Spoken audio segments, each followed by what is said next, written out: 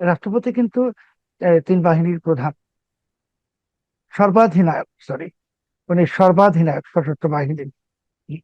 তো সর্বাধিনায়ক হিসেবে উনি কিন্তু যে কোনো কাউকে স্যাক করতে পারেন, যে কোনো কাউকে অবসরে পাঠাতে পারেন, যে কোনো কাউকে যা ইচ্ছা করতে পারেন, এই ক্ষমতা ওনার আছে। আব্দুর রহমান সশস্ত্র সাহেব, বাহিনীর ক্ষেত্রে। আব্দুর রহমান বিশেষ সাহেব তো নাসিম সাহেবকে স্যাক করেছিলেন। হুম, হুম, অন্যদিকে অন্যদিকে রাষ্ট্রপতির আরেকটা ক্ষমতা আছে, জরুরি অবস্থা ঘোষণা। হুম, কিন্তু এই ক্ষেত্রে সবাই বলে যে রাষ্ট্রপতি পারবেন, প্রধানমন্ত্রী পরামর্শ দিলেন। বাট আমরা 2024-এর 5 আগস্ট কি দেখেছি? এই রাষ্ট্রপতি তো বলেছিলেন যে শেখ হাসিনা পদত্যাগ করেছেন, হুম, হুম, নতুন সরকার গঠিত হবে। উনি বলেছেন জাতির সামনে। উম, তার অনেক পরে উনি বললেন যে পদত্যাগ করতে উনি দেখেননি।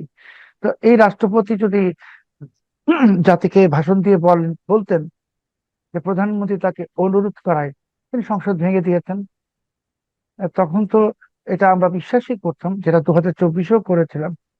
আর এটা যদি যখন উনি সংসদ ভেঙে দিয়েছেন, ঘোষণা দিয়ে দিবেন, সেই মুহূর্ত থেকে প্রধানমন্ত্রী কিন্তু আর ক্ষমতায় নাই। তখন প্রধানমন্ত্রী কিছু করারও থাকবে না। করতে পারতো যদি বাকি রাষ্ট্রযন্ত্র, আমি বাকি রাষ্ট্রযন্ত্র বলতে কি বোঝাচ্ছি আপনি নিশ্চয়ই বুঝতে পারছেন, জি। সশস্ত্র বাহিনী, তারা যদি পক্ষে থাকে তাহলে।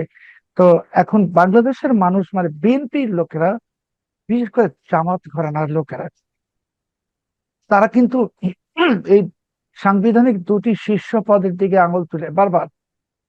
একজন এই যে বিদায়ী রাষ্ট্রপতি যিনি চলে গেছেন, সাবেক রাষ্ট্রপতি এখন বলতে পারি, আরেকজন কিন্তু সেনাপ্রধান। তারা কিন্তু এই দুজনের দিকে আঙুল তুলে এবং বলে এরা হাসিনার লোক। তো কাজেই এই যদি যে আতঙ্কটা তাদের মধ্যে, ভয় যে এরা দুজন শেখ হাসিনার লোক, শেখ হাসিনা ঘোষণা দিয়ে এসছেন আসবেন, এবং উনি যে আসবেন এটা ওনারা নিশ্চিত ভাবেই জানেন। সেই সময়ে যদি রাষ্ট্রপতি হঠাৎ করে জরুরি অবস্থা ঘোষণা করে দেন, সংসদ ভেঙে দেন, তখন তো সবকিছু ওনাদের নিয়ন্ত্রণের বাইরে চলে যাবে। আর জরুরি অবস্থা ঘোষণা করার পর যদি আরো কিছু হয়ে যায়, সংবিধান স্থগিতের মতো ঘটনাও যদি ঘটে, তাহলে তো সবকিছুই বিপদ। আমার মনে হয় যে এটাই অনেক বড় কারণ, যার জন্য ফখরুল ইসলাম আলমগীর সাহেব অস্বীকার করেছেন যে না, এটা গুজব, সাক্ষ্য, এটা কোনো পদত্যাগ হয়নি, কেউ বলেনি। সেটা করলেও বা কি সমস্যা ছিল? যে হ্যাঁ, উনি পদত্যাগ করতে যাচ্ছেন বলে আমরা শুনেছি, যেহেতু শুক্রবার দুপুরের দিকে তিনি কথা বলেছেন, তো ওটা বললেও বা সমস্যা কি ছিল? দেখুন, আমি একটা যদি এভাবে কথা বলি, ওই যে বাংলায় একটা প্রবাদ আছে, ঠাকুর ঘরে কেড়ে আমি কলা খাই না। ওনাদের মনে তো জানে ওনারা আসলে কি হচ্ছে। রাষ্ট্রপতি যে অসুস্থ হয়ে যাননি হঠাৎ করে, এটা তো আর সবাই জানে। উনি আজকেই হুম, অসুস্থ হয়ে গেছেন, আজকেই পদত্যাগ করেছেন, গতকালকেও উনি সুস্থ ছিলেন, স্বাভাবিক ছিলেন। এই যে জিনিসগুলা ওনারা তো জানে, জানে বলেই ওনারা অস্বীকার করছে আমি ঠিক জানি না। মানে যখন জানি না বললো, তখন জাতিকে বুঝিয়ে দিল যে এটা সেফ পদত্যাগ না, এটার পিছনে অন্য ঘটনা আছে, যেটা এখন আমরা এজিউম করব। এজিউমের কারণটা ফখরুল ইসলাম আলমগীর সাহেব, বিশেষ করে যিনি দলের মহাসচিব, তিনি যখন বলেছেন, মানে অন্য জুনিয়র মন্ত্রী বা আর কেউ বললে হয়তো বলতেন যে এটা কথার কথা, কিন্তু যিনি এই দলের ক্ষমতাসীন দলের মহাসচিব বলেছেন, তার মানে এটার পিছনে অন্য একটি রহস্য আছে। এবং সেই রহস্যটা টেলিফোন কথোপকথন, এটা যতটা না বাস্তবসম্মত বা যে যতটা না কারণ, তার চেয়ে বড় কারণ হলো যে ভয়, যে যেহেতু শেখ হাসিনা ঘোষণা দিয়েছেন আসবেন, এখন এই রাষ্ট্রপতি যখন তখন জরুরি অবস্থা ঘোষণা করে দিতে পারে, সংসদ ভেঙে দিতে পারে। এই যে ভয়গুলো, সেই ভয় থেকেই আসলে এই পদত্যাগের ঘটনাটা ঘটেছে। আহ, আপনি বলছেন যে সংসদ ভেঙে দিতে পারতেন। আহ এটা আপনার এক ধরনের কি বলা যেত, আপনার পারসেপশন, যে হয়তো এরকম করতে পারতেন, বা হয়তো তার অ্যাজাম্পশন, সম্ভাবনা অ্যাজাম্পশন ছিল। আমি সেই বিষয়ে প্রশ্ন পরে আসছি। আমার প্রশ্ন যেটি, মানে আমি গত 2 দিন ধরে ভাবছি, এবং আপনি নিজেও যখন বললেন পার্সোনালি বা আপনার ফেসবুক পোস্টে জানালেন যে শুক্রবার দুপুরের মধ্যে বা বিকালে তিনি পদত্যাগ করবেন, আমি যেটা ভাবছি যে শুক্রবারেই কেন তাকে পদত্যাগ করতে হলো? এই পদত্যাগটা তো রোববারও করতে পারতেন। এবং যেখানে স্পিকার দেশে বাইরে ছিলেন ট্রিটমেন্টের জন্য, তাকেও সরকারের বিশেষ নির্দেশনায় 2 দিন আগে ফিরিয়ে আনা হলো। দেশে, যাতে তার কাছে পদটা দেওয়া যেতে পারে। কেন কেন এই তাড়াহুড়া? কেন এই বিশেষ ব্যবস্থা যে শুক্রবারের মধ্যেই পদত্যাগটি করতে হবে? রাষ্ট্র রাষ্ট্রপতিকে মঙ্গলবার দিন বিকালের পর জানানো হয়েছে উনি পদত্যাগ করতে হবে, এবং সেটা শুক্রবারই করতে হবে, পারলে বৃহস্পতিবারই করতে হবে। আমি আপনাকে এটা জানাচ্ছি একদম সুস্পষ্ট ভাবে।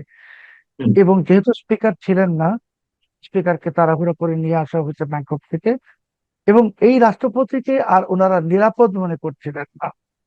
এবং আমি যেটা এখন এজিউম করছি, এখন এটা এজিউম, যে এইভাবে একটি নাটকীয় পদত্যাগ এবং অস্বীকার এবং পদত্যাগ, এরপর আরো কিছু ঘটতে যাচ্ছে। হয়তো এই রাষ্ট্রপতিকে গৃহবন্দী করা হতে পারে। এই রাষ্ট্রপতির সম্পর্কে অনেক রকম অভিযোগ, উনি রাষ্ট্রপতির দায়িত্বে থাকার আগে যা কিছু ছিল আমরা শুনেছি, সেটা নিয়ে তদন্ত হতে পারে।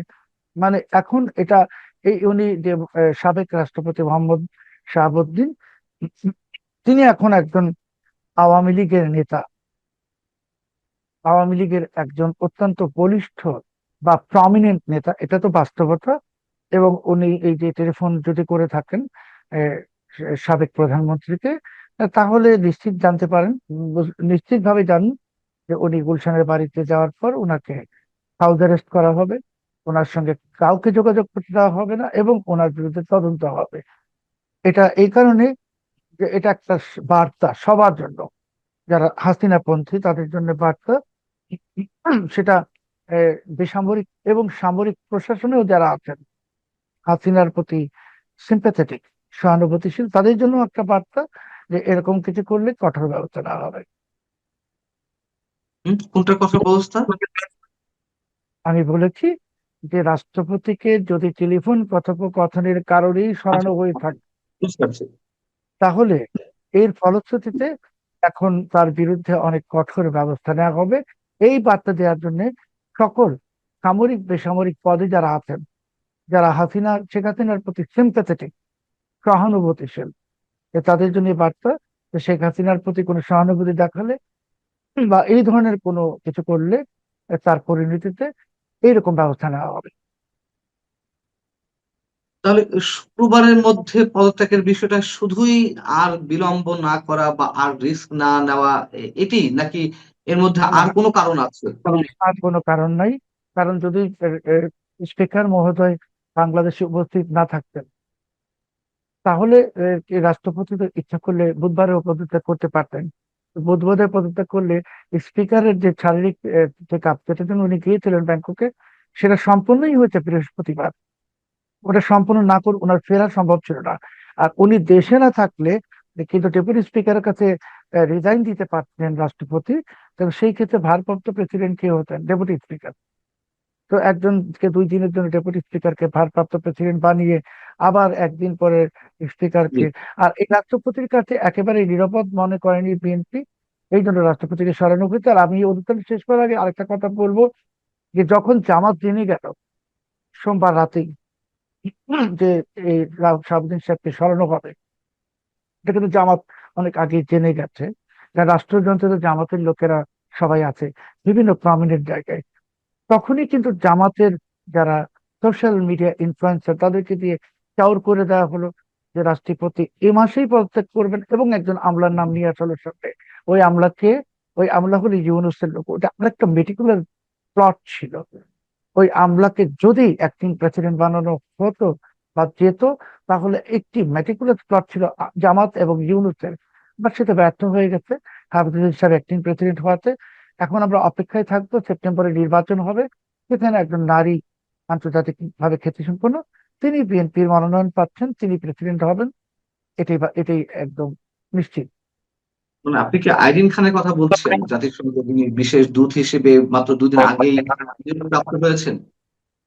না, আমি ওনার নামটা উচ্চারণ করিনি, আমি বলিনি, আমি বলেছি একজন আন্তর্জাতিক ভাবে খ্যাতি সম্পন্ন নারী, তিনি প্রেসিডেন্ট হবেন। তিনি আজকেই হলেন না কেন সেটা যদি আপনি আমাকে প্রশ্ন করেন, তাহলে এখন হুম, উনি দ্বৈত নাগরিকত্ব আছে, একটা নাগরিকত্ব উনি ছাড়ছেন, এটা একটা প্রক্রিয়া লাগে। সেটা সম্পন্ন হলে উনি বাংলাদেশে আসবেন এবং দেখবেন যে তিনি, যিনি হবেন, তিনি আন্তর্জাতিক ভাবে খ্যাতি সম্পন্ন মানবাধিকার কর্মী। হুম, জাতিসংঘেও হুম। উনি অত্যন্ত অত্যন্ত গুরুত্বপূর্ণ দায়িত্ব পালন করেছেন। আমি নামটা বলতে পারছি না, আপনিও মানে বলার দরকার নেই। বলার কোনো আর কারণ নেই, আপনি তো সব বলেই দিয়েছেন। জাতিসংঘে আন্তর্জাতিক খ্যাতি সম্পন্ন মানবাধিকার কর্মী হিসেবে কাজ করছেন আইরিন খান ছাড়া আগে এই মুহূর্তে আর কেউ নেই। ফখরুল সাহেবের মতনই একটু রহস্য করুন। ফখরুল সাহেব যেমন সবকিছু নিজেও বলেছেন গুজব, সেরকম আমিও একটু রহস্য করলাম, নাম বলবো না, সবাই নাম জানে, আইরিন খান। এবং আইরিন খান প্রেসিডেন্ট হবেন, এবং আমি মনে করি যে ইউনূসের মতো একটা সুৎখোর, তার যে সরকার প্রধান ছিল সে ধ্বংস হয়েছে, তার থেকে আইরিন খান প্রেসিডেন্ট হলে দেশের জন্য ভালো। ওনার সম্মান পৃথিবীতে আছে, এবং উনি মানবাধিকার যদি রক্ষা করেন, উনি প্রেসিডেন্ট হলে যে আমি দেখি যে মঞ্জুরুল আলম পান্না সাহেব, কার্জন সাহেব, লতিফ সিদ্দিকী সাহেবদের বিরুদ্ধে ভুয়া মামলা প্রত্যাহার হয়েছে। উনি প্রেসিডেন্ট হলে যদি দেখি জেলখানায় যে অসংখ্য মানুষ মিথ্যা মামলা আছে তারা মুক্তি পেয়েছে।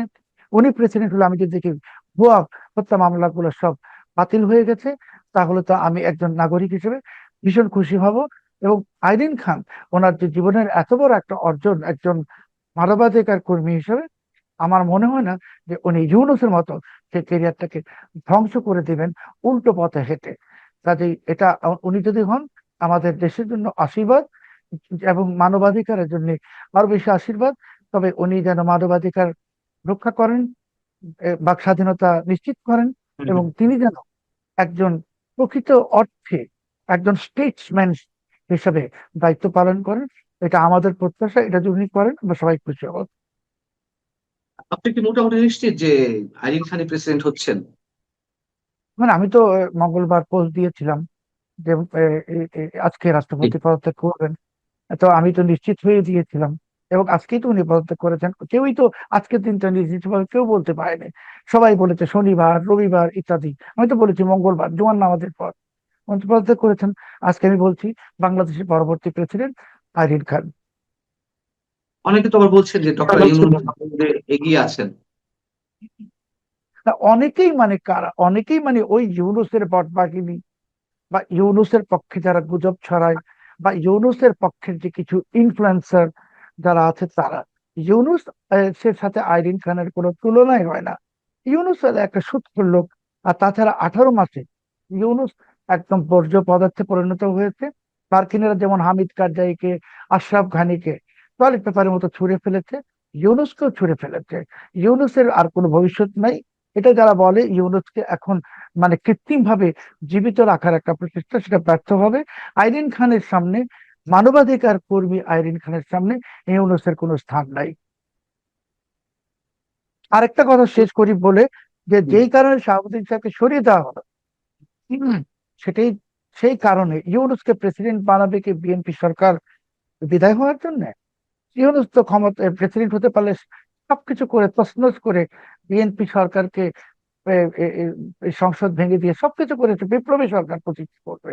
সে রিস্ক নিবে বিএনপি? কখনোই নিবে না। কারণ ইউনূসের মাথায় তো বিপ্লবী সরকার।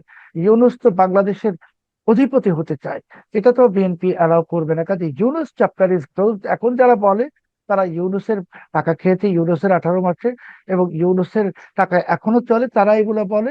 কিন্তু ইউনূসের কোনো প্রসপেক্ট নাই, কারো কোনো প্রসপেক্ট নাই। বিএনপির ভেতরে আইরিন খানের সমান যোগ্যতা আর কেউ নাই। সেটি বিএনপির অভ্যন্তরীণ হয়তো আরো অনেকে আছেন, অনেকে মনে করেন যে মির্জা ফখরুল ইসলাম আলমগীর কিংবা ডক্টর আব্দুল মঈন খান অথবা ডক্টর খন্দকার মোশাররফ হোসেন। যাই হোক, আমি সে প্রসঙ্গে যাব না। ফখরুল ইসলাম আলমগীর বা এই যাদের নাম বললেন, ওনারা রাজনীতিবিদ হিসেবে অনেক বড়, কিন্তু ওনাদের বাংলাদেশের মানচিত্রের বাইরে কেউ তো চিনে না। আইরিন খান তো একটা আন্তর্জাতিক ভাবে পরিচিত নাম। বাংলাদেশের ইমেজ বিল্ডিং করার জন্য তো আইরিন খানকে প্রয়োজন। মানে ইউনূস যে লোকগুলোকে নিয়েছিল, আলী রিয়াজ, এটা সেটা, ফালতু লোক। কিন্তু আইরিন খান তো একজন রিয়েলি একজন ভালো মানুষ, মানে পরিচিত মানুষ। এদের সামনে ফখরুল ইসলাম আলমগীর সাহেব প্রেসিডেন্ট হিসেবে কি করবে? ওনার তো ইন্টারন্যাশনাল কোনো অ্যাপিল নাই। ফখরুল ইসলাম আলমগীর সাহেব তো এখন যদি চান এই মুহূর্তে যে পল কাপুরের সাথে কথা বলবেন, পল কাপুর ওনার ফোন ধরবে না। কিন্তু আইরিন খান যদি এখন চান ডোনাল্ড ট্রাম্পের সঙ্গে কথা বলবেন, ডোনাল্ড ট্রাম্প তার ফোন ধরবে। যাতে বিএনপি তো ওই লেভেলের একজন প্রেসিডেন্ট দরকার, এই জন্যই আইরিন খান প্রেসিডেন্ট হবেন। যে বিষয়ে প্রশ্ন করতে চাচ্ছিলাম, আপনি বলছিলেন যে এই রাষ্ট্রপতি থাকলে হয়তো কয়েকদিনের মধ্যে তিনি জরুরি অবস্থা ঘোষণা করতে পারতেন অথবা সংসদ ভেঙে দিতে পারতেন শেখ হাসিনার হয়ে। আহ, এটা কি আসলে সহজ ছিল? মানে আপনি বলছেন যে তিনি তিনি ক্ষমতাবান এদিক থেকে সাংবিধানিক জায়গা থেকে। কিন্তু সেটি হলে কি বিকল্প কোনো ব্যবস্থা হতো না? এবং উনি সংসদ ভেঙে দিলে কি সহজেই শেখ হাসিনা ঢুকে পড়তে পারতেন? সহজেই আওয়ামী লীগের নেতাকর্মীরা ছড়িয়ে ছিটিয়ে পড়তে পারতেন সারা দেশে? এমন এমনটা কি হচ্ছিল? মানে সেটি করতে গেলে তো নিশ্চয়ই একটা আন্তর্জাতিক কানেকশন প্রয়োজন ছিল। আন্তর্জাতিক যোগাযোগ এবং দলের মধ্য থেকে নানান ধরনের একটা প্রস্তুতি। সেই পর্যায়ে কি পৌঁছে গিয়েছিল? যেহেতু আপনি ধারণা করছেন যে এমনটি হতে পারত। না, ওই রাষ্ট্রপতি শাহাবুদ্দিন সাহেবের কোথায় কি যোগাযোগ আছে আমি তো জানি না, হুম, বাট উনি পারতেন এবং উনি যদি এটা করতেন হয়তো এককভাবে করতেন না, আরো কেউ সঙ্গে থাকতো। এবং সে আরো কেউরা তো কারফিউ দিয়ে দিত বাংলাদেশে, অনেক কিছু করতো। তখন তো ওই আওয়ামী লীগের অবস্থা যেমন 5 আগস্টে হঠাৎ করে এতিম হয়ে গেছে আওয়ামী লীগ, এরকম বিএনপির অবস্থা হতো। আর বিএনপি তো কোনো সুনাম কুড়াতে পারে নাই। বিএনপি চাঁদাবাজি করতেছে, দখলবাজি করতেছে, বিএনপির কোনো অর্জন নাই 5.5 বছরে, 1 টাকা বিনিয়োগ নাই। এবং বিএনপি তো ইউনূসের একটা ধারাবাহিকতা হিসেবেই কাজ করতেছে। আর বিএনপির ভিতরে তো ইউনূসের লোকেরা আছে। ওইরকম একটা ঘটনা ঘটলে তারাও যে একই সাথে সুর মিলে হুক্কা হুয়া করতো না, তারই আপনি গ্যারান্টি কোথায়? বিএনপি তো শত্রু দ্বারা পরিবেষ্টিত, বিএনপির চারপাশের শত্রু, ঘরের ভিতরেও শত্রু। এই অবস্থায় একজন মোহাম্মদ শাহাবুদ্দিন বা এনিওয়ান যে কোনো কিছু করতে পারবে। হুম, আপনার কি মনে হয় যে সাবেক রাষ্ট্রপতি মিস্টার শাহাবুদ্দিন চুপ্পু তিনিই ট্রাম্প কার্ড ছিলেন একমাত্র শেখ হাসিনার? না না না, শাহাবুদ্দিন চুপ্পু শেখ হাসিনার ট্রাম্প কার্ড কখনোই ছিলেন না। শেখ হাসিনা ট্রাম্প কার্ড ভিন্ন জায়গায়। শেখ হাসিনা শাহাবুদ্দিন চুপ্পুকে কেন্দ্র করে বা তার উপর নির্ভর করে বাংলাদেশে আসতে চাইছেন, এটা কখনোই সম্ভব না।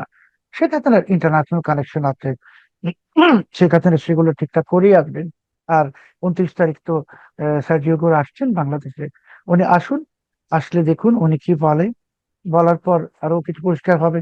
আপনি আমরা সবাই তো 7 দিন আগেও জানতাম হুম, যে প্রধানমন্ত্রী ভারত যাচ্ছেন না।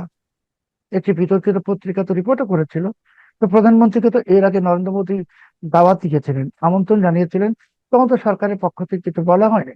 কিন্তু এইবার তো বিমস্টেক সম্মেলনের আমন্ত্রণ, এটা কিন্তু নরেন্দ্র মোদীর সম্মেলন আমন্ত্রণ না, এটা হুম, ভারতের, যেহেতু ভারত হোস্ট কান্ট্রি সেই হিসেবে আমন্ত্রণ। এটাকে তো কালকে রাতে স্বরাষ্ট্র প্রতিমন্ত্রী কনফার্ম করেছেন যে ইনভাইটেশন পেয়েছেন, তার মানে উনি যাবেন। কাজেই ক্ষণে ক্ষণে পরিস্থিতি পরিবর্তন হয়ে যাচ্ছে এবং বিএনপি আজকে যা বলছে কালকে সেটা বলবে না, গতকালকে যা বলেছে আজকে তা বলবে না। বিএনপিও বাস্তবতা বুঝতে পারছে। বিএনপির সামনে অনেক চ্যালেঞ্জ সামনে আসছে, সাহায্য করে আসছেন।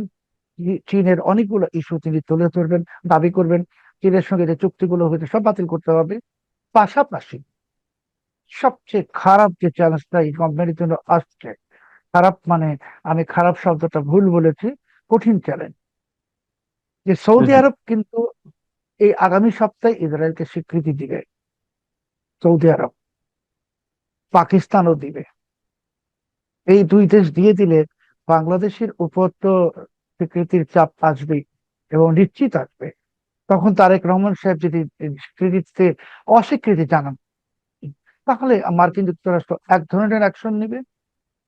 আর যদি উনি স্যাংশন দিয়ে দেন, উনি তো 4 দিন আগে 6 দিন আগে পাসপোর্টে আবার সেই এক্সেপ্ট ইসরায়েল ফিরিয়ে এনেছেন, তাকে খুশি করার জন্য সেটা আমি জানি না। এখন তো উনি ইসরায়েলকে স্বীকৃতি দিলে এই উগ্রবাদীরা রাস্তায় নেমে আসবে প্রসেশন নিয়ে, প্রটেস্ট নিয়ে। এটাকে সামাল দিতে গেলে তো অন্য কিছু করতে হবে। কাজে বিএনপির সামনে এখন ভীষণ কঠিন চ্যালেঞ্জ। এখন বিএনপির শেষ পর্যন্ত বিএনপি আহ ঘন্টায় ঘন্টায় দেখবেন সিদ্ধান্ত পরিবর্তন করবে, শেখ হাসিনা প্রসঙ্গ করবে। এবং এখন বিএনপির আসলে আপনাকে বলেছিলাম কিনা আমি জানি না, যে বিএনপি তো এখন কোনো পররাষ্ট্র নীতি নাই, এক দিক বিদিক জ্ঞান শূন্য। আর বিএনপির পররাষ্ট্র নীতির নৌকার হালটা যার হাতে, সে তো ইউনূসের লোক, খলিলুর রহমান। কাজেই চীন সফরে গেলেন, যা কিছুই করেছেন, এখানে স্বাধীনতা দিবস পালন করেছেন আমেরিকার, সব করেছেন, সব পরস্পর বিরোধী। ইরানকে খুশি করার জন্য বা আরেকজনকে খুশি করার জন্য পাসপোর্টে ইসরায়েল এখন অসময়ে আনতেন কি কারণে? আমাদের পাসপোর্টের র্যাঙ্কিং তো এরই মাঝে নর্থ কোরিয়ার, উত্তর কোরিয়ার হুম, সমান্তরালে চলে গেছে। কাজেই বিএনপি সামনে কঠিন চ্যালেঞ্জ, চীনের সঙ্গে সমস্ত চুক্তি বাতিল করতে হবে, সমস্ত প্রেম প্রণয় বাতিল করতে হবে, সেই চাপ আসতেছে। পাশাপাশি ইসরায়েলকে স্বীকৃতি দিতে হবে, আরেক চাপ আসতেছে। এই চাপ থেকে বিএনপি যদি রক্ষা পেতে হয়, বিএনপিকে একটি আঞ্চলিক শক্তির সাথে এবার হাত মেলাতে হবে এবং তাদের সাথে তাদের আস্থা অর্জন করতে হবে। এখন বিএনপি আর কোনো নেগোসিয়েশনের পর্যায়ে নেই, যে বিএনপি নেগোসিয়েট করবে সেই পর্যায়ে বিএনপি নেই।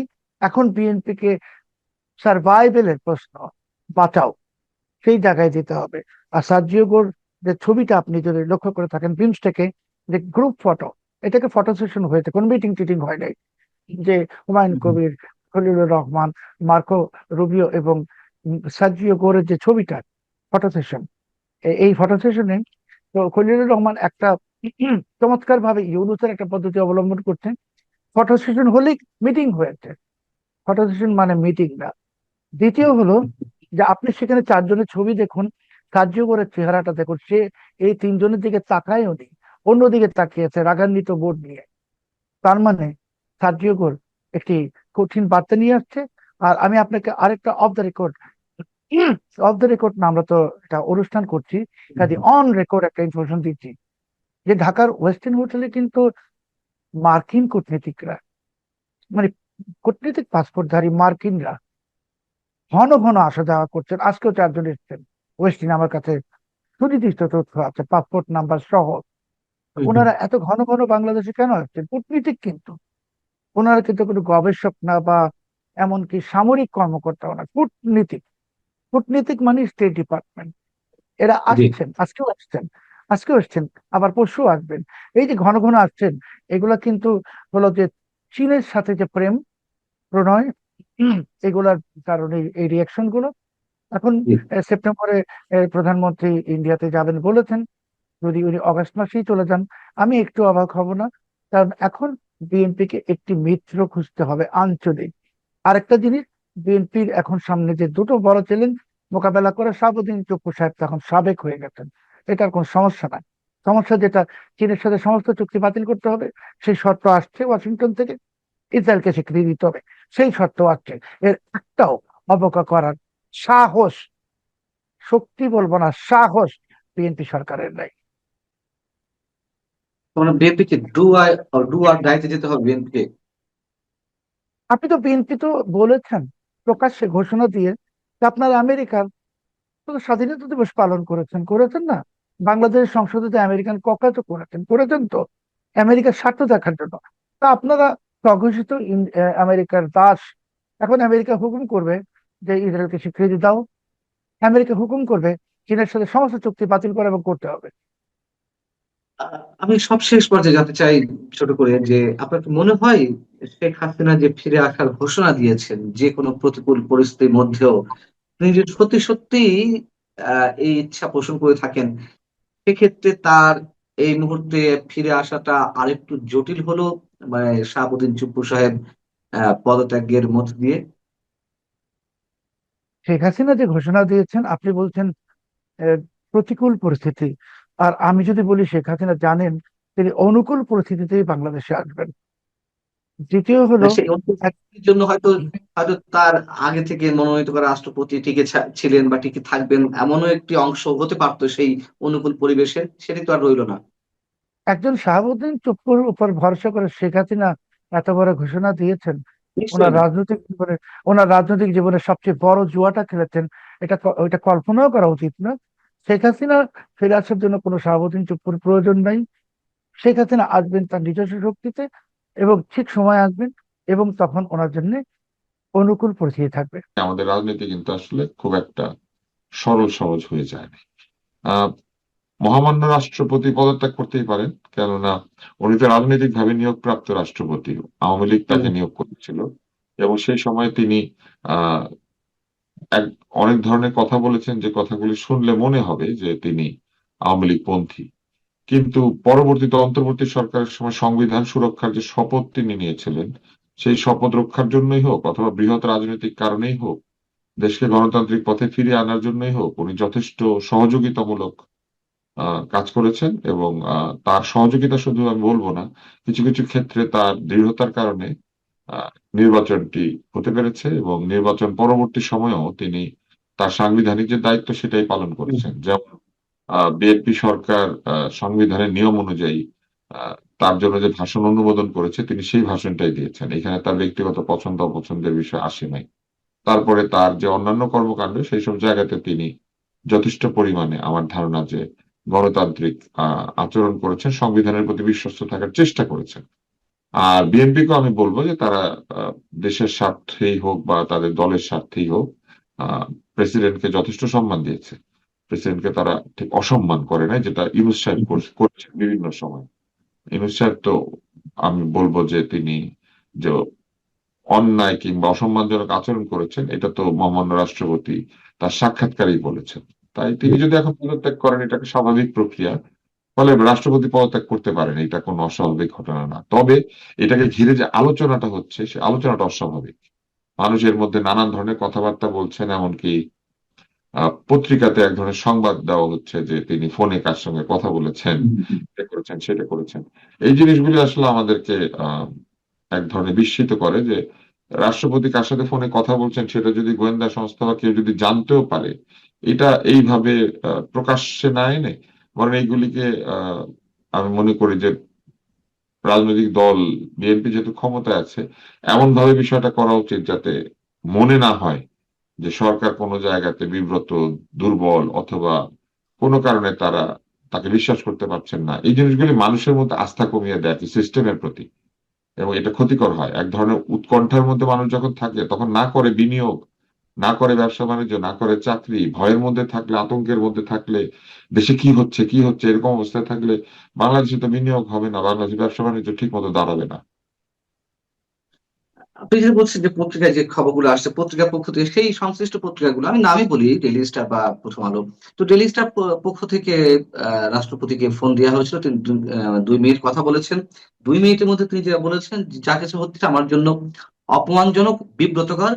আমি চ্যালেঞ্জ করে বলতে পারি কারোর সাথে কোনো কথা হয়নি। এবং বিএনপির একজন নেতার নাম প্রকাশ্যে অনিচ্ছুক এমন একজন নেতা জানিয়েছেন যে শুধু কোন আলাপই বড় কারণ নয়, এর চেয়ে আরো জটিল পরিস্থিতি ঘটতে যাচ্ছে, যার কারণে এই পদত্যাগ বা রাষ্ট্রপতি তাড়াহুড়া করে পদত্যাগ করতে যাচ্ছেন। জটিল পরিস্থিতি কি হতে পারে? এবং শেখ হাসিনা যে ফিরে আসার ঘোষণা দিয়েছেন সেটা নিয়ে নানান ধরনের বিতর্ক রয়েছে। এটিকে কেন্দ্র করে কিছু হওয়ার সম্ভাবনা আছে? এটি জটিলতার দিকে যাচ্ছে?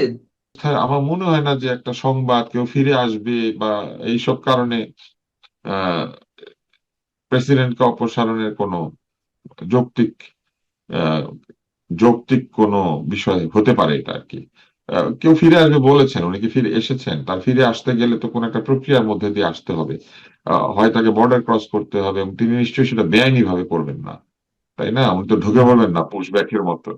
ফলে এইটা আমি মনে করি না যে এইটা প্রেসিডেন্টকে সরানোর জন্য যথেষ্ট যুক্তিসঙ্গত কারণ। আরেকটা হচ্ছে যে প্রেসিডেন্ট করবেন কি, মানে উনি যদি চলেও আসেন প্রেসিডেন্টের এখানে কি করার আছে? প্রেসিডেন্ট যদি কোনো নির্দেশ আদেশ দেন সেটা আহ কার মাধ্যমে দিবেন? এই সরকারের মাধ্যমেই তো প্রযুক্ত করতে হবে, হুম, তাই না? এবং প্রেসিডেন্ট কি করতে পারেন? প্রেসিডেন্ট জরুরি অবস্থা ঘোষণা করতে পারেন মনে করেন, সেটাকে করতে গেলে সংসদের পরামর্শ ছাড়া তিনি পারেন না। তিনি হুম, সেটা হুম। করতে গেলে সেটা সংবিধান লঙ্ঘিত হবে। তো এইখানে পরামর্শ প্রয়োজন হয়, প্রধানমন্ত্রীর পরামর্শ দরকার হয়। প্রধানমন্ত্রীর পরামর্শ ছাড়া প্রেসিডেন্ট আসলে কিছু করতে পারেন না বাংলাদেশে। এইটাই তো সংস্কারের বিষয়টা ছিল, তাই না? সংস্কারে তো অনেকের এটাই মনে কি ছিল। এই ধরনের অনেকের মনে কি এই ধরনের আতঙ্ক আছে যে আগের সংসদ বহাল রাখা হতে পারে, একটা নির্বাচনের মাধ্যমে না না, যে উনি এটা কি সরকার করে করবেন? না না, উনার এটা করার কোনো উপায় নাই ওনার। কেন নাই আমি বলি, উনি একটা অধ্যাদেশ দিয়ে গণভোট এবং সংসদ নির্বাচন করিয়েছেন না, নিজে যে আদেশে সই করেছেন, নিজে যে আদেশ দিয়েছেন, উনি আবার সেটা কেমনে বাতিল করে? আগের সংসদ কেমনে আনে উনি? ওনার পক্ষে সম্ভব না। এটা করতে গেলে উনি একটা স্ববিরোধী কাণ্ড করে বসবেন। এটা তো এখন আর সম্ভব না, ওনার আদেশেই তো গণভোট হয়েছে। এই যে সারাক্ষণ এনসিপি আর জামাত কি বলে যে প্রেসিডেন্ট সাহেবের আদেশে হয়েছে গণভোট বৈধ, তো গণভোট বৈধ এটা বিরোধী দল বলে, সরকারি দলও বলে, তো কেউ কি এটার বৈধতা নিয়ে চ্যালেঞ্জ করেছে? করে নাই তো। আরেকটা বিষয় রাষ্ট্রপতির পদত্যাগ করা না করার সঙ্গে জড়িয়ে আছে, সেটা হচ্ছে নতুন রাষ্ট্রপতি কে হচ্ছেন। এটা নিয়ে যথেষ্ট আগ্রহ রয়েছে মানুষের। নতুন এখন মানুষের রাষ্ট্রপতিকে খুব যাদের বড় নাম ঘটনা। আসছে, জি। হ্যাঁ হ্যাঁ, আহ, অনেকের আগ্রহ আছে, হ্যাঁ। তো একজন সাবেক সচিব যিনি এর মধ্যে অনেক সাবেক না বর্তমান মন্ত্রিপরিষদ সচিব, যিনি অনেক বিষয়ে আলোচিত, সমালোচিত, বিতর্কিত, তার নাম আসছে, প্রধানমন্ত্রীর মুখ্য সচিবের নাম আসছে, এবং বিএনপির মধ্যে দলীয় শীর্ষ নেতা যারা রয়েছেন তাদের নাম তো আসছেই, সেটি নিয়ে আমাদের কারো কোনো আপত্তি নেই। কিন্তু এই যে আনইউজুয়াল কিছু বিষয় আলোচনা হচ্ছে, আবার ডক্টর মোহাম্মদ ইউনূস সাবেক প্রধান উপদেষ্টা, আমি শুনলাম তিনিও নাকি দৌড়ে এগিয়ে আছেন। এখন এই মন্ত্রিপরিষদ সচিব বা ডক্টর ইউনূসের মতন ব্যক্তিরা, আপনার কি মনে হয় কতটুকু তাদের রাষ্ট্রপতি হয়ে আমাদের সামনে উপস্থিত হওয়ার সম্ভাবনা আছে? প্রথম বিষয় হচ্ছে আহ, কোনো ব্যুরোক্র্যাটিক মানুষকে প্রেসিডেন্ট বানানো সঠিক নয়।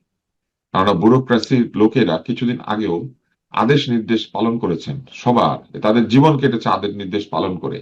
এরকম ব্যক্তি রাষ্ট্রপতি হিসেবে ভালো হয় না, এটা কিন্তু হুম। আহ, আমি মনে করি। কেন? কারণ তাদের জীবনে প্র্যাকটিসটা নাই যে তারা নিরপেক্ষভাবে চিন্তা করে তারা স্বাধীনভাবে কোনো সিদ্ধান্ত নিয়েছেন। বস বলেছে পালন করেছেন, করতে করতে নিজে বস হয়েছেন, বস হয়ে নিজের সিদ্ধান্ত অন্যের উপর চাপিয়ে দিয়েছেন। এবং 27 বছরের চাকরি জীবনে প্রভিডেন্ট ফান্ড হিসাব করেছেন, গ্র্যাচুইটি হিসাব করেছেন, বিদেশ ভ্রমণ হিসাব করেছেন, হিসাব করে করে সুবিধা গুনে গুনে জীবন কেটেছে। যারা সারা জীবন চাকরির সুবিধা নিতে গুনে গুনে জীবন কাটান, তারা, আমার ধারণা যে এই ধরনের অলাভজনক পদ, যেটা রাষ্ট্রের প্রধানতম পদ, সেই পদের জন্য আসলে মানসিকভাবে উপযুক্ত থাকেন। হ্যাঁ, আপনি চিন্তা করেন, আমার গাড়ি চাই, আমার টেলিফোন চাই, আমার কোন পদে গেলে, ডেপুটি সেক্রেটারি পদে গেলে গাড়ি লোন পাবো কি পাবো না, এগুলো নিয়ে জীবন কাটিয়েছেন তারা। লিফট দেখতে, খিচুড়ি রান্না করতে শিখতে, তারপরে বিভিন্ন ধরনের অদ্ভুত অদ্ভুত কাজ করতে, পুকুর কাটা শিখতে বিদেশ ভ্রমণ করেছেন। হ্যাঁ, এরকম ব্যক্তিকে আপনি, আহ, আমি মনে করি না যে এরকম ব্যক্তিরা খুব ভালো হয়। এরপর ডক্টর হচ্ছে ইউনূস। প্রফেসর ইউনূস। হুম। প্রফেসর ইউনূস সাহেবের নাম যদি শোনা যায়, ব্যর্থ অন্তর্বর্তী সরকারের ব্যর্থ প্রধান উপদেষ্টা, তিনি যদি ওখানে যান তাহলে এটা পরিষ্কার প্রমাণিত হবে যে এগুলা কোনো নির্দেশ, আদেশ, উপদেশ, পরামর্শ হচ্ছে। কারণ সাধারণ মানুষ তাকে কোনোদিন প্রেসিডেন্টের পদে চিন্তাই করে না। একটা গণভোট করেন, আমি মনে করি যে এরকম যদি হয় তাহলে আবার একটা গণভোট করেন। ইউনূস সাহেব তো গণভোট পছন্দ করেন, তো একটা ভোটে দিয়ে দেন, দেখেন যে মানুষ ইউনূস সাহেবকে কয়টা ভোট দেয়। এটা ইউনূস সাহেব যদি বেশি ভোট পায় তাকে প্রেসিডেন্ট করে দেন। একসময় তো প্রেসিডেন্ট ভোটেই নির্বাচিত হতো। এই সংসদের 300 জনের ভোটে তো প্রেসিডেন্ট নির্বাচিত হতো না, প্রত্যক্ষ ভোটে বাংলাদেশে প্রেসিডেন্ট নির্বাচনের ইতিহাস আছে। এবং শহীদ রাষ্ট্রপতি জিয়াউর রহমান প্রত্যক্ষ ভোটে নির্বাচিত প্রেসিডেন্ট। দেন না, কোন একটা ইউনিয়নে, থানায় তাকে ভোটে দেন, উনি জিতেন কি জিতেন না। এমনকি চট্টগ্রামে ভোটে দেন, উনি চট্টগ্রামে যদি ভোটে জিতে আসতে পারেন, এবারে নিরপেক্ষ ভোট করেন। তো মানুষের মতামত ডক্টর ইউনূসের পক্ষে নাই। উনি সম্মানজনক ব্যক্তি, নোবেল পেয়েছেন, ওনার জ্ঞানের প্রশংসা, জ্ঞানী হিসেবে ওনার মর্যাদা সেটা সারা পৃথিবী দিতে পারে, কিন্তু প্রেসিডেন্সি একটা অন্য জিনিস, প্রধান উপদেষ্টা এটা অন্য জিনিস। এটা এটা জ্ঞান বুদ্ধির সাথে যতখানি সম্পৃক্ত, তার চেয়ে বেশি সম্পৃক্ত হচ্ছে রাজনৈতিক প্রজ্ঞা, জনগণের প্রতি ভালোবাসা, ব্যক্তি স্বার্থকে পরিহার করতে পারার দক্ষতা, এই বিষয়গুলি। যিনি কিচেন ক্যাবিনেট বানিয়েছেন, যিনি তার নিজের ক্যাবিনেটের মধ্যে গণতন্ত্র রাখতে পারেন নাই, যিনি বিনা কারণে ভুয়া মামলা দিয়ে সাংবাদিক সহ তার বিরোধী মতকে দমন করার চেষ্টা করেছেন, এরকম ব্যক্তির আদর্শের সঙ্গে বর্তমান প্রধানমন্ত্রী তারেক রহমানের যে আচরণ, সেটা যায়? মাননীয় প্রধানমন্ত্রী কি করছেন? জনগণের কাছে পৌঁছানোর চেষ্টা করছেন। আহ, তিনি তার গাড়ি বহর থেকে শুরু করে তার সঙ্গে যে সফর সঙ্গীর বহর, এগুলো ছোট করে ফেলেছেন। তিনি অল্প খান, তিনি সাধারণ কাপড় পরেন, তাই না? এবং তিনি খুবই সাধারণ জীবন যাপন করার চেষ্টা করেন। বিরোধী মতকে তিনি দমন করতে চান না, অন্তত নিজে মুখে এটা বলেছেন। তিনি প্রতিশোধকামী না, তিনি সেটা বলেছেন। আমরা কি ডক্টর ইউনূসের মধ্যে এই আদর্শের কোনো কিছুর প্রতিফলন দেখি? তো সম্পূর্ণভাবে একটা ব্যক্তিত্বের সংঘাত হওয়ার সম্ভাবনা রয়েছে। শুধু তাই না, আবারও নতুন ক্যাবিনেট তৈরি করে ফেলার সম্ভাবনা রয়েছে। তখন দেখা যাবে যে একটা বঙ্গভবনকে ঘিরে একটা নতুন ক্ষমতার বলয় তৈরি হওয়ার সম্ভাবনা তৈরি হবে। আমি মনে করি না রাজনৈতিকভাবে বিএনপির জন্য এটা ভালো সিদ্ধান্ত হবে যে ডক্টর মোহাম্মদ ইউনূসকে রাষ্ট্রপতি করে, এবং তারা যদি সেটা করে ফেলেন কোনো কারণে, আমার মনে হয় বিএনপিকে এটার জন্য যথেষ্ট ভবিষ্যতে সমস্যার মুখোমুখি হতে হবে।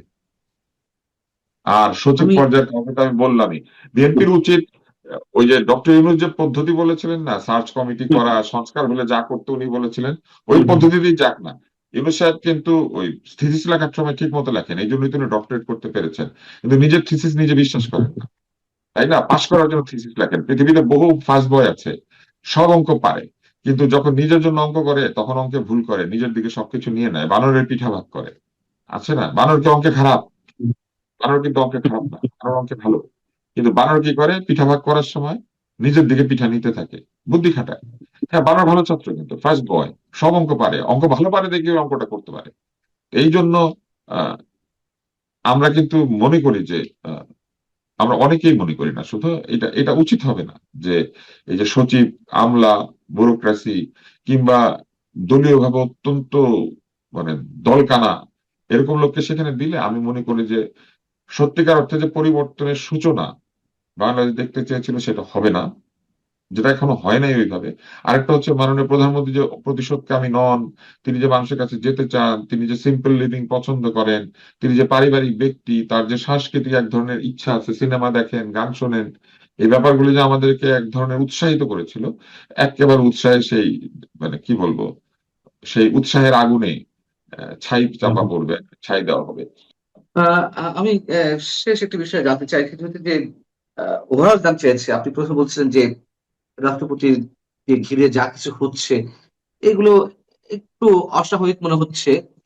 আহ আবার ইউনূস সাহেবকে কেন্দ্র করে বলছেন যদি সত্যি ইউনূস সাহেব রাষ্ট্রপতি পদে আসেন তাহলে ধরে নিতে হবে যে বিশেষ কোনো নির্দেশ, উপদেশ বা বাধ্যবাধকতা রয়েছে।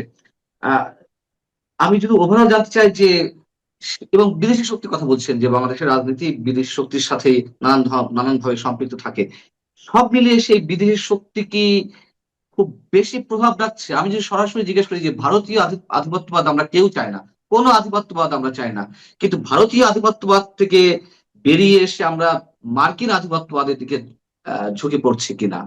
তো আধিপত্যবাদ আমাদের মাথায় চাপতে পারছে বা পারবে, এইটা কিন্তু নির্ভর করে হচ্ছে আমাদের দুর্বলতা বা আমাদের মেধাহীনতা এর উপরে আর হুম। কি।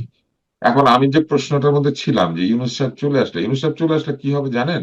উনি আবার সে আগের মতো আলী রিয়াজ, তারপরে ওই আবার যে ওনার লামিয়া মুর্শেদ, এদেরকে ঘিরে গণভবন ঘিরে, ওগুলো বঙ্গভবন ঘিরে একটা চক্র তৈরি হবে, এবং একই ভাবে সেই চক্র নানান ভাবে ক্ষমতার সংঘাত তৈরি করবে এবং নানান ধরনের সমস্যা তৈরি করবে, এবং এটা হবে এক্সটেনশন অফ অন্তর্বর্তী সরকারের একটা জায়গা, যেখানে অন্তর্বর্তী সরকারের ধরেন যদি দুইটা মানে অন্তর্বর্তী সরকার কি হবে এখন, সরকারকে দুই মাথাওয়ালা একটা জায়গায় পরিণত করবে। বঙ্গভবনকে ঘিরে একদল লোক তাদের ক্ষমতা প্র্যাকটিস করতে শুরু করবে, এবং এটা খুবই অসুবিধাজনক হবে বিএনপির জন্য। বিএনপির কোনোভাবেই আমি মনে করি না যে এমন কোন ব্যক্তিকে রাষ্ট্রপতি নির্বাচিত করা উচিত যে ব্যক্তি তাদেরকে তাদের যে ক্ষমতার জায়গা রয়েছে সেই জায়গাকে নানানভাবে প্রশ্নবিদ্ধ করবেন। আর আরেকটা বিষয় আমি একটু বলি, আহ, জি। আমি বহুবার বিদেশ ভ্রমণ করেছি জীবনে, কিন্তু কখনোই আমি এত হিউমিলিয়েটেড হই নাই এই অন্তর্বর্তী সরকার আসার পরে বিদেশ ভ্রমণ করার সময়। সকল জায়গাতে, সকল দেশে আমাদেরকে ইমিগ্রেশনে বিব্রতকর প্রশ্ন ফেস করতে হয়। বহু ইমিগ্রেশনে আমাদেরকে বসিয়ে রাখে, বহু জায়গাতে বসিয়ে রেখে আমাদেরকে অন্য একটা ঘরে নিয়ে যাওয়া হয়, যে ঘরের মধ্যে আবার প্রশ্ন করে তারপরে এন্ট্রি এনশিওর করা হয়। আমেরিকাতে যারা বাংলাদেশে যাচ্ছেন এখন বন্ড দিচ্ছেন $10,000, $15,000, এবং এই এত টাকা জমা দিয়ে কেন যেতে হবে? মাত্র 1 মাসের ভিসা ইস্যু করা হচ্ছে, এবং সেইখানে পৌঁছানোর পরে বহুবার আমেরিকা গিয়েছেন এমন ব্যক্তিকে আরেকটা ঘরে নিয়ে যাওয়া হয় এবং সেখানে বসিয়ে রেখে প্রশ্ন করে তারপরে তাদেরকে ভিসা ইস্যু করা হয়। এবং আমি নিজের কানে, আমি আমেরিকা ভ্রমণ করেছি, আমি নিজের কানে শুনেছি ওই ভিসা অফিসার বলছেন নাইজেরিয়া, বাংলাদেশ, আরো কয়েকটা দেশ, বলবো আমি সিরিয়া, এরকম হুম কয়েকটা হুম। দেশের কথা বলে বলছেন এইসব লোককে এখানে আসার পরে সে যেই হোক না কেন তাকে এখানে আনতে হবে এবং প্রশ্ন করতে হবে। মানে আমাদেরকে ব্যর্থ রাষ্ট্রের তালিকায় ফেলে দিয়েছে। আমি নিজের কানে ওখানে বসে থেকে শুনেছি, তো আমাকেও নিয়ে গেছে একটা ঘরে নিয়ে বসিয়ে রেখে, এবং আমি যখন অনেক প্রশ্ন করতে শুরু করেছি সে কোনো উত্তর দেয় না, আমাকে কোনো উত্তর দিচ্ছে না, তাই না? এবং আপনি নিশ্চয়ই জানেন যে আমেরিকার নিয়ম রয়েছে বিশেষ শিশু যদি আপনার সঙ্গে থাকে, আমেরিকাতে কিন্তু এটা তাদের সাংবিধানিক রুল, তাদেরকে আলাদাভাবে ট্রিট করতে হবে। আমার ভ্রমণে আমার সঙ্গে আমার বিশেষ শিশু ছিল, আছে।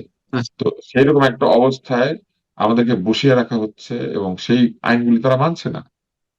আমাদেরকে কিন্তু ফার্স্ট লেন দেওয়ার কথা, আমাদেরকে কিন্তু আগে নিয়ে যাওয়ার কথা, অন্যান্য দেশে দিচ্ছে। এবং ওইখানে দাঁড়িয়ে থাকা অবস্থা বিশাল লাইন, সেই লাইনে দাঁড়িয়ে থেকে যখন আপনি ইমিগ্রেশন কাউন্টারে পৌঁছাচ্ছেন, সেখানে আপনাকে ছেড়ে না দিয়ে সে আপনাকে নিয়ে আবার কোনো একটা জায়গাতে 20-25 মিনিট বসিয়ে হুম। রাখছে। একটা এইগুলি এরকম যে যে করা হচ্ছে, কনসেন্ট্রেশন ক্যাম্পে শোনেন, গিয়েছে। এগুলি যে করা হচ্ছে ভাই, পান্না, এগুলো যে করা হচ্ছে, এগুলা নিয়ে আমাদের যে বিশাল দিগগজ পণ্ডিতেরা এখন আমেরিকার দূতাবাসে চাকরি বাকরি পেয়েছেন না অন্তর্বর্তী সরকারের সময়, এরা কোনো কথা বলেন না। এরা এগুলি নিয়ে কোনো বক্তব্য কোথাও ছাপানোর ব্যবস্থা করেন না। এরা এগুলো নিয়ে কোনো নেগোশিয়েট করেন না। উল্টা ওনারা সারাক্ষণ ব্যস্ত আছেন পান্না কি বলেছে, পান্নার ঘটনাবলী, পান্না ভুল কি বলছে কোথায়? এটা দেখার জন্য কাউকে চাকরি দেয় না এখানে কিন্তু। বরং বিদেশি মিডিয়াতে যে দেশে কে আছে, যে যে দেশে আছেন, সেই দেশে বিদেশি মিডিয়াতে বিদেশে আমাদের নাগরিকরা কি ধরনের ব্যবহার পাচ্ছেন এবং সেটা নিয়ে কি ছাপা হবে হবে না, আমাদের ইমেজ উন্নত করার চাকরি দেওয়া হয়েছে তাদেরকে। তো তারা তো সেটা করছেন না জায়গা মতো বসে। তারা ব্যস্ত আছেন তাদের মহাগুরু ইউনুসের যে ফেস সেইটাকে বড় করে দেখানোর জন্য, ইউনুসের মর্যাদা রক্ষার জন্য যেন তারা ব্যস্ত। ইউনুসকে কেউ কিছু বললে তাদের তেলে বেগুনে তারা জ্বলে ওঠে, তাই না? তো এগুলো কিন্তু আমাদের জন্য খুব বিব্রতকর। সাংবাদিকরা কথা বলবে, এমনকি ভুল সমালোচনা করতে পারে, সেটা করতে পারে। যেমন ধরেন আপনি দুইটা পত্রিকার কথা বললেন, আমরা কি ভুলে গিয়েছি যে এই পত্রিকার সম্পাদক নিজে বলেছিলেন যে উনি বিশেষ সংস্থার পাঠানো রিপোর্ট না দেখে ছাপতেন? আপনি এইটা, এই সমালোচনা করতেই হবে যে ওনার মতো ব্যক্তি না দেখে ছাপবেন কেন? কারণ ওনারাই তো সবাইকে বলেছেন যে কোনো কিছু না দেখে ছাপিও না, জার্নালিজম উইদাউট ফিয়ার অ্যান্ড কি জানো। তো জার্নালিজম উইদাউট ফিয়ার কি এই জিনিস যে আপনি না দেখে একটা জিনিস ছেপে দিবেন, যাচাই না করে সেটা ছেপে দিবেন?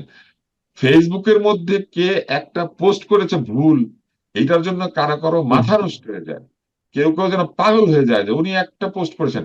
ধরেন আমি ফেসবুকে আছি আজকে 2006 সাল থেকে। যখন এইসব ব্যক্তি ফেসবুকে কি করে চাপ দেয়, কিবোর্ডকে আমি টিপে শিখে নাই, ঠিক আছে, 2006 অনেকে আবার সালের শেষ সেই সব দিকে। জায়গা থেকে হ্যাঁ, এখন ফ্যাক্ট আমি চেকও আপনাকে, করছে। বলি, বিশিষ্ট ফ্যাক্ট চেকার নাম দিয়ে যে তারা নেমে পড়েছেন।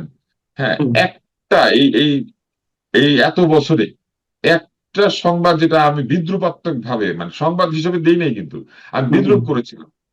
হ্যাঁ, সেই সেটাকে বিদ্রুপকে, বলছে ভুল তথ্য। হ্যাঁ, ভুল তথ্য, ফেসবুকের ভুল তথ্য নিয়ে যাদের এত অস্থিরতা, ডক্টর ইউনূসের ভুল তথ্য নিয়ে তাদের অসুবিধা নাই? ডক্টর ইউনূস বলেন নাই যে বাংলাদেশের দরখাস্ত এসেছে এবং সেই দরখাস্ত দিয়ে